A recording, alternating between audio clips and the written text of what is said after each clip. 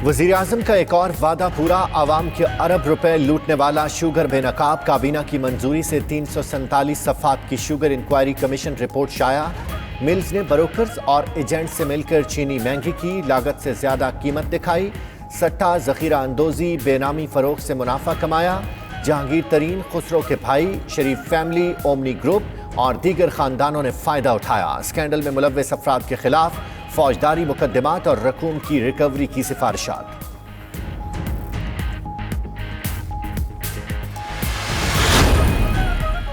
वज़ीर आज़म ने फिर अज़्म जाहिर कर दिया। ज़राए के मुताबिक इमरान खान ने काबीना के खुसूसी इजलास में कहा, कोई चाहे उनके कितना ही करीब क्यों ना हो, माफ़ी नहीं मिलेगी। मुल्क को बुरे तरीके से लूटा गया। वज़ीर आज़म की शुगर इंक्वायरी कमीशन के सरबराह वाजिद ज़िया को शाबाश, कहा बहुत अच्छी रिपोर्ट बनाई, कोई अभाम नहीं छोड़ा। चीनी पर सब्सिडी और बरामद की मंजूरी क्यों दी गई? काबीना के खुसूसी इजलास में सख्त तरीन सवालात। ज़राए के मुताबिक गुलाम सरवर, फवाद चौधरी, मुराद सईद और शीरी मजारी ने सख्त सवाल किए। वज़ीर आज़म बोले, मुल्क के माली मामलात मुश्किल थे, चीनी बरामद करना मजबूरी थी। असद उमर, तारिक चीमा, फैसल वावडा और दीगर कई अरकान इजलास से गैर हाजिर थे।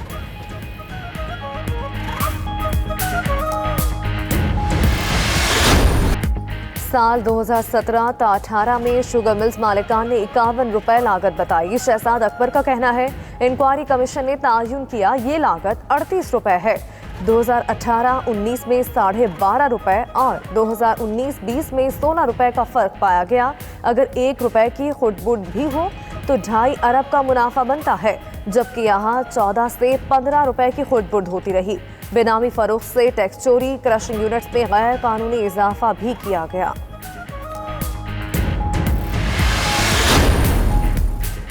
शुगर इंक्वायरी रिपोर्ट के मुताबिक पंजाब और सिंध की हुकूमतें भी हेरा फेरी में मुलव्विस। वज़ीर आला सिंध की दी सब्सिडी का सबसे बड़ा फायदा ओमनी ग्रुप को पहुंचा। JDW ग्रुप और RY ग्रुप का मार्केट में सबसे ज्यादा शेयर। शरीफ ग्रुप और ओमनी ग्रुप भी बड़े शेयर होल्डर्स। अल अरेबिया शुगर मिल्स में सलमान और हमजा शहबाज हिस्सेदार। रमजान शुगर में पूरी शहबाज फैमिली शराकतदार। अलमुइस की 6 शुगर मिल्स, शमीम खान और नुमान खान मरकजी हिस्सेदार।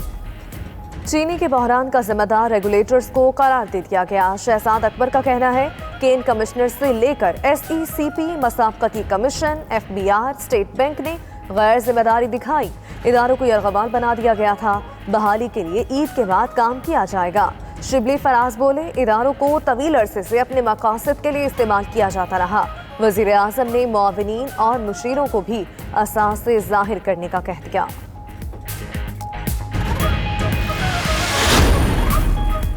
शुगर मिल्स की टैक्स चोरी का मामला, FBR को भेजने का फैसला। इंक्वायरी कमीशन की रिपोर्ट के बाद मजीद कार्रवाई की तफसीलात 92 न्यूज ने हासिल कर ली। जुर्म की मुर्तकिब तमाम शुगर मिल्स और मालकान के खिलाफ इंक्वायरीज नैब को भेजी जाएंगी।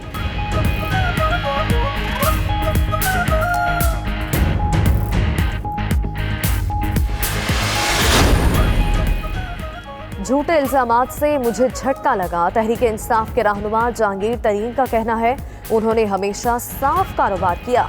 सारा पाकिस्तान जानता है वो हमेशा अपने काश्तकारों को पूरी कीमत अदा करते हैं, तमाम टैक्सेस अदा करते हैं। वो हर इल्जाम का जवाब देंगे, इसे गलत साबित करेंगे, साबित कदम रहेंगे।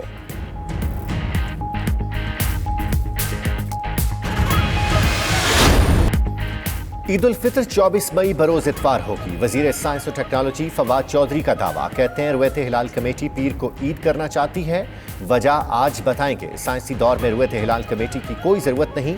उधर ईद का चांद देखने के लिए मरकजी रुयत हिलाल कमेटी का इजलास कल कराची में होगा।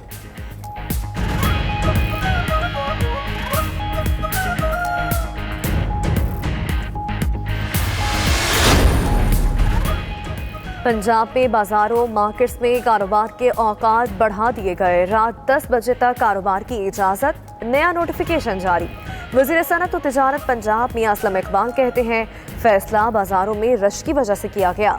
SOPs पर अमल करने की हदायत। उधर हजरत सैयद अली बिन उस्मान अल हजवेरी रहमतुल्लाह अलैह के दरबार को ज़ायरीन के लिए खोल दिया गया। सूबे भर के दीगर मज़ारात को आज खोल दिया जाएगा।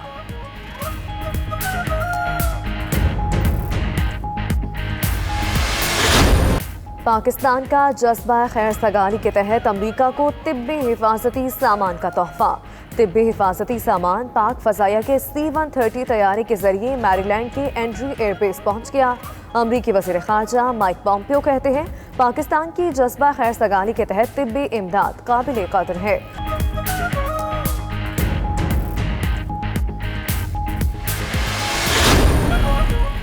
और कौमी क्रिकेट टीम के दौरे इंग्लैंड का मुजव्वज़ा शेड्यूल तैयार। ज़राए के मुताबिक खिलाड़ी जुलाई में चार्टर तैयारे पर इंग्लैंड जाएंगे। पहला टेस्ट मैच 5, दूसरा 13 और तीसरा 21 अगस्त से खेला जाएगा। T20 मैचेस 28, 30 अगस्त और 1 सितंबर को होंगे।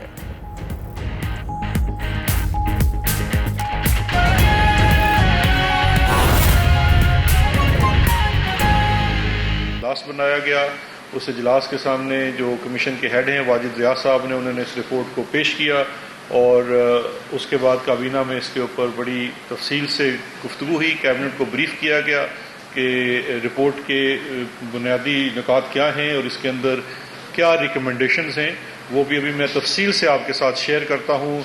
मेरी आपसे दरख्वास्त होगी कि बड़ा उसको पहले तसल्ली से सुन लीजिए।